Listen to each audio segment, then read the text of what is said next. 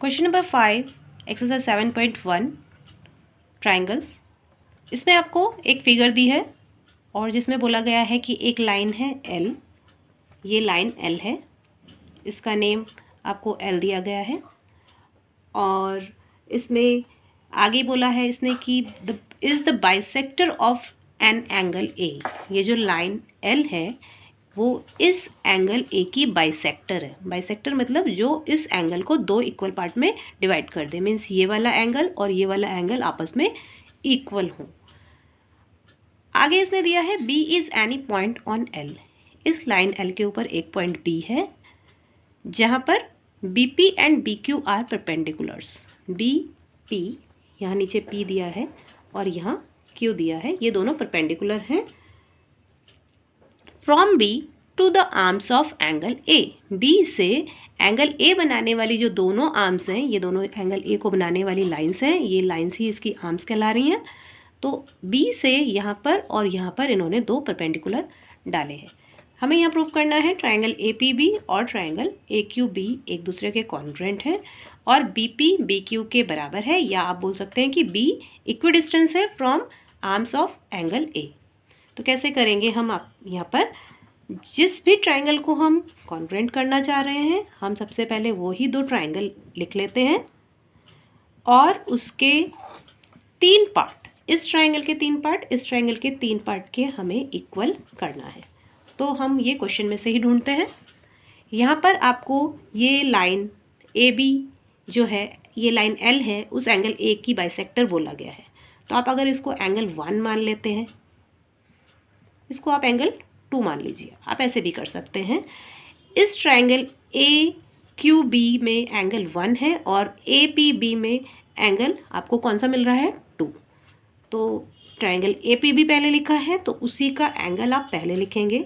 APB triangle में कौन सा एंगल मैंने लिया है? एंगल 2 मैंने इसको लिखा है, आप इसको एंगल 2 लिख सकते हैं। एंगल PAB लिख सकते हैं, या आप कुछ ऐसे मेंशन कर सकते हैं, 1 या 2 से आपने कुछ भी डिनोट कर दिया। वो इक्वल होगा AQB के, ट्राइंगल AQB कौन सा ट्राइंगल है? ऊपर वाला, इसके एंगल 1 के। और उसका रीज़न क्या देंगे आप? L बाइसेक्ट कर रहा है एंगल A को। एक पार्ट आ गया। अभी दूसरा पार्ट हमें ढूंढना है। दूसरा पार्ट आप क्या लेंगे? ये जो साइन बना हुआ होता है, ये 90 डिग्री का साइन होता है। देखिए दोनों ट्राइंगल में आपको दिखाई दे रहा है कुछ ऐसा L शेप में, ये 90 डिग्री होता है। वैसे यहाँ क्वेश्चन में दिया भी गया है कि BP और BQ परपेंडिकुलर हैं। BP और BQ परपेंडिकुलर हैं इन दोनों लाइंस के ऊपर। परपेंडिकुलर का मतलब जो भी लाइन जिस लाइन पर परपेंडिकुलर होती है उन दोनों लाइंस के बीच में 90 डिग्री का एंगल बनता है। तो यानी ये एंगल भी 90 है और ये एंगल भी 90 है। तो आपको इस ट्राइंगल का, इस एंगल का नेम देना है। इस एंगल का नेम आप कैसे देंगे? ये पॉइंट बीच में लेंगे और इससे स्टार्ट होते हुए आप ऐसे आइए, BPA। BPA आपके नीचे वाले ट्राइंगल का एक एंगल है और ऊपर वाले इस पॉइंट का आपको नेम देना है। इस एंगल को कैसे लेंगे आप? BQA। जिस भी एंगल को आप शो कर रहे होते हैं वो पॉइंट हमेशा हमें बीच में देना होता है। यहाँ आप लेंगे BQA। रीज़न क्या देंगे? Each 90 degree. दो चीज़ें मिल चुकी हैं हमें। अभी हम एक थर्ड पार्ट लेंगे। तीसरा पार्ट, ये साइड AB जो इस ट्राइंगल की भी एक साइड है और इस ट्राइंगल की भी एक साइड है। जो साइड दोनों के लिए कॉमन होती है उसको आप ऐसे ही लिखते हैं, AB इक्वल्स टू AB, जो कि हमें यहाँ पर कॉमन मिल जा रहा है।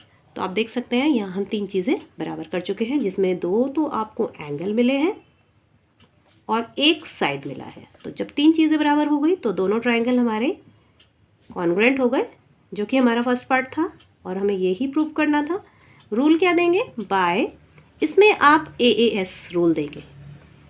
इससे पहले क्वेश्चन में हमने एंगल साइड एंगल दिया था, क्योंकि वो जो साइड थी वो दोनों एंगल के लिए एक कॉमन साइड थी। आप देख सकते हैं यहाँ हमने जो दो एंगल लिए हैं इस ट्राइंगल में वो ये हैं, लेकिन ये साइड इस एंगल की तो एक साइड है, बट जो ये कॉमन साइड है वो इस वाले एंगल की साइड नहीं है। जब कभी भी ऐसा हो कि जो साइड आपने ली है वो दोनों एंगल की ही एक साइड हो, तो उसमें आपको एंगल साइड एंगल का रूल लगाना होता है, यहाँ बहुत ध्यान देना है आपको।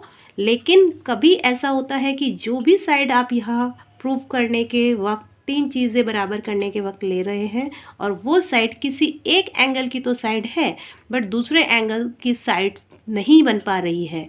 आप देख सकते हैं बी क्यू और ए क्यू से मिलके बना है ये एंगल, जिसकी ये साइड नहीं है इस एंगल के लिए। तो ऐसे केस में आपको एंगल साइड का रूल देना होता है। तो यहाँ पर हमारा ये फर्स्ट पार्ट प्रूव हो जाता है। आगे आपको सेकंड में आपको दिया गया है कि बीपी और बीक्यू बराबर है कि नहीं। बिल्कुल है। आप क्या लिखेंगे, BP equals to BQ, BP और बीक्यू आपस में बराबर है। क्यों बराबर है, बाय सीपीसीटी।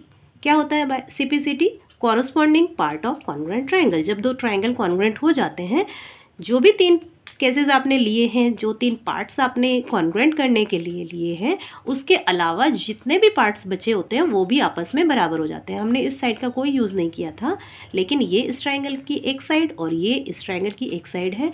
जब दोनों ट्रायंगल कॉन्ग्रुएंट हो गए तो ये कॉन्ग्रुएंट ट्रायंगल के ही पार्ट हैं, इसीलिए ये दोनों आपस में बराबर हैं। और आप ऐसा भी लिख सकते हैं कि B जो है वो इक्वी डिस्टेंस है इस साइड से भी। इन दोनों डिस्टेंस के बराबर होने का मतलब ये पॉइंट इससे भी उतनी ही दूरी पर है जितना इस लाइन से है, और B इज इक्वी डिस्टेंस